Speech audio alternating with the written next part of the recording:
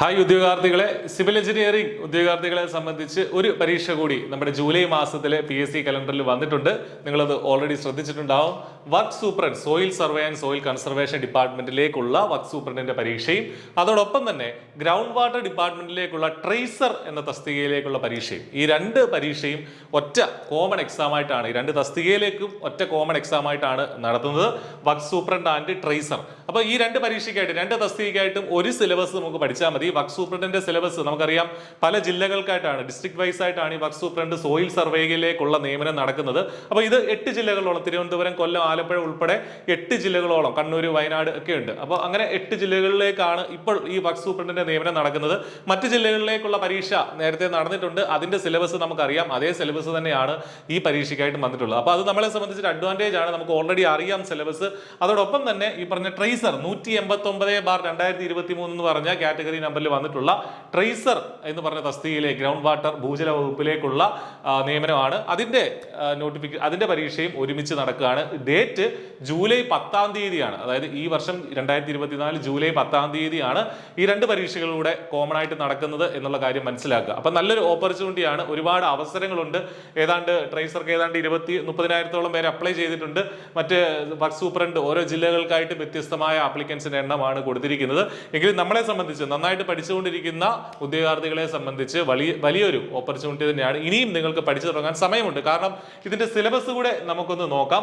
അതിനു മുന്നേ പറയട്ടെ, I+ ഈ പരീക്ഷയ്ക്കായിട്ട് ഇന്റൻസീവ് ആയിട്ടുള്ള കോച്ചിങ് ഒരുക്കുന്നുണ്ട്. വളരെ ചെറിയ ഫീസിൽ, ഒരു മിനിമം എമൗണ്ടിൽ നിങ്ങൾക്ക് I+ന്റെ കോഴ്സിൽ ജോയിൻ ചെയ്യാം. ഈ ഒരു വീഡിയോടൊപ്പമുള്ള ഡിസ്ക്രിപ്ഷനിൽ നമ്മുടെ ഈ കോഴ്സിന്റെ ഡീറ്റെയിൽസ് ഷെയർ ചെയ്തിട്ടുണ്ട്. നിങ്ങൾക്ക് അവിടെ ട്രയൽ ക്ലാസ്സുകളൊക്കെ കാണാം. എന്തെങ്കിലും സംശയങ്ങൾ ഉണ്ടെങ്കിൽ അവിടെ ആ നമ്പറുകളിൽ വിളിച്ച് ചോദിക്കുകയും ചെയ്യാം. അപ്പോൾ ഇതിന്റെ ഒരു സിലബസ് എന്ന് പറയുന്നത്, ഈ രണ്ട് പരീക്ഷകൾക്കായിട്ടുമുള്ള സിലബസ് 8 മൊഡ്യൂളുകളായിട്ടാണ് തിരിച്ചിരിക്കുന്നത്. ബേസിക് എഞ്ചിനീയറിംഗ് ഡ്രോയിങ് ആണ് ആദ്യത്തെ 10 mark. First module engineering drawing ആണ്. എഞ്ചിനീയറിംഗ് ഡ്രോയിങ്ങിന്റെ ബേസിക് ആയിട്ട് നമ്മൾ ഏത് പരീക്ഷയ്ക്കും, ഡ്രോയിങ് ഏത് പരീക്ഷയ്ക്കുണ്ടോ അതൊക്കെ പഠിക്കുന്ന, എല്ലാ പരീക്ഷയ്ക്കും പഠിക്കുന്ന കോമൺ ആയിട്ടുള്ള സിലബസ് തന്നെയാണ് ഈ ഡ്രോയിങ് ഇൻസ്ട്രുമെന്റ്സ്, ലെറ്ററിംഗ്, ഡയമെൻഷനിങ്, അതേപോലെ തന്നെ കോണിക് സെക്ഷൻ, പ്രൊജക്ഷൻ ഉൾപ്പെടെയുള്ള കാര്യങ്ങൾ പഠിക്കണം. 10 മാർക്ക് ആ ഭാഗത്തു നിന്നുണ്ട്. സർവേയിങ്ങിൽ നിന്ന് 15 മാർക്ക് വലിയ ഇമ്പോർട്ടൻസ് ഉണ്ട്. സർവേയിങ്ങിന് കൺവെൻഷണൽ സർവേയിങ്, അതേപോലെ chain survey, compass survey, plane table survey and levelling, ഇത്രയും പഠിക്കേണ്ടിയിരിക്കുന്നു. Then contouring, theodolite survey, modern and advance survey instruments, ഇത്രയും കാര്യങ്ങൾ സർവേയിങ്ങുമായി ബന്ധപ്പെട്ടുണ്ട്. 15 മാർക്ക് ആ ഭാഗത്ത് നിന്നുണ്ടെന്ന് മനസ്സിലാക്കുക. ഏറ്റവും കൂടുതൽ ഇമ്പോർട്ടൻസ് ഉള്ളത് building materials and construction, 20 mark. നമുക്കറിയാം ഒരുപാട് പഠിക്കാനുണ്ട് ബിൽഡിംഗ് മെറ്റീരിയൽസ് ആൻഡ് കൺസ്ട്രക്ഷൻ ഉള്ള ആ ഒരു പോർഷനിൽ. അതുകൊണ്ട് തന്നെ 20 മാർക്ക് അതിനുണ്ട്. എന്തൊക്കെയാണ് കൃത്യമായിട്ട് പറഞ്ഞിട്ടുണ്ട്, എന്തൊക്കെ പഠിക്കണം: stone, brick, tiles, cement, lime and filler materials, plain cement, concrete, RCC, timber, foundation, masonry, roofing, flooring, building finishes and services, അതോടൊപ്പം തന്നെ ടെമ്പററി സ്ട്രക്ചറൽ ട്രീറ്റ്മെന്റ്. ഇത്രയും കാര്യങ്ങളാണ് നമ്മൾ സാധാരണ കൺസ്ട്രക്ഷനിൽ പഠിക്കുന്നതാണ്, ബിൽഡിംഗ് കൺസ്ട്രക്ഷനിൽ ഇതൊക്കെ പഠിക്കുന്നതാണ്, അത് പഠിക്കണം. ബിൽഡിംഗ് ഡ്രോയിങ് ആൻഡ് എസ്റ്റിമേഷനും 20 മാർക്ക് കൊടുത്തിട്ടുണ്ടെന്ന് മനസ്സിലാക്കുക. Building rules and bylaws, estimation, rules and methods of measurements of work, rate analysis and valuation, ഈ കാര്യങ്ങളും നമുക്ക് പഠിക്കണം. 20 മാർക്ക് ആ ഭാഗത്തു നിന്നുണ്ട്. അതുകൊണ്ട് അതും ഇമ്പോർട്ടന്റ് ആയ ടോപ്പിക്കാണ്. ഹൈഡ്രോളിക്സ് ആൻഡ് ഇറിഗേഷൻ, ഇതിനകത്ത് ഈ പറഞ്ഞ പോലെ കുറച്ച് ഫ്ലൂയിഡ് മെക്കാനിക്സും വരുന്നുണ്ട്, ഇറിഗേഷന്റെ കാര്യങ്ങളും വരുന്നുണ്ട്.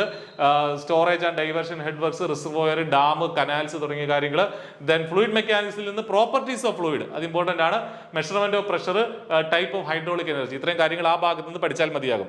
പിന്നീട് യൂണിറ്റ്സ് ആൻഡ് മെൻസുറേഷൻ, 6 മാർക്കാണ്. കുറച്ച് പ്രോബ്ലംസ് ഈ ഭാഗത്ത് നിന്ന് പ്രതീക്ഷിക്കാം.